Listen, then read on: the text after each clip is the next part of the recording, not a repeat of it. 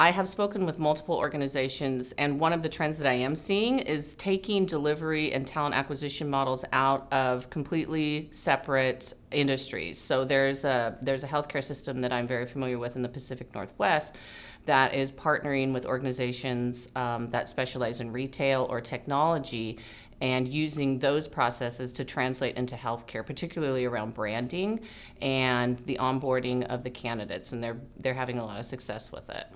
So if we think about the changes and how many of our providers in our healthcare support system are maturing and developing more tenure over time, sure, we see a new blend of emerging workers coming into the mix, but they have a very unique set of skills. They are being trained differently than the people that are managing them today were trained. And that creates a need to connect in a different way. We've seen a lot of studies come back with significant research that improved clinical outcomes are directly related to a diverse clinical workforce. So what that means is that patients that can see providers that come from the same ethnic background, from the same religious backgrounds, they're going to feel comfortable discussing things that they might not feel comfortable discussing with someone who maybe doesn't understand their ethnicity or some of the experiences that they've had.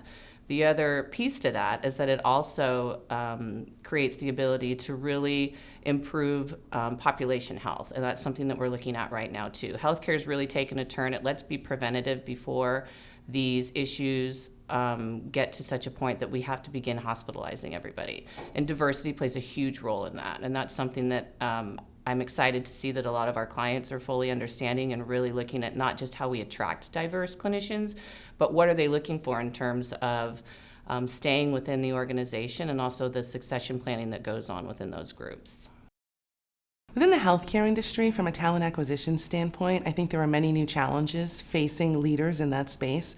So if I were sitting in a role and responsible for talent acquisitions within a large hospital network, I might think about how to leverage my data differently across the various systems that I have so that I could see a better insight into how my workforce is helping to balance out my patient care. It's funny because when we think about employer branding in the healthcare space, it's a pretty unique challenge because you do have to think about the value of the work-life balance that you can offer to your staff. But you also have to think now, today, aesthetically about what your building, what your facility offers in regard to perks. Knowing that there is a clear career path for you within an organization is also something that's highly valued. There is a lot of change happening in the workforce itself, and individual choice has become more prevalent within the candidate pool. So they're making decisions every day. Yes, they see an advertisement and they know that hospitals or medical offices in the area are hiring, but they end up going to a training or a certification outlet, and when they go to get that training, they're going to make decisions about what to specialize in.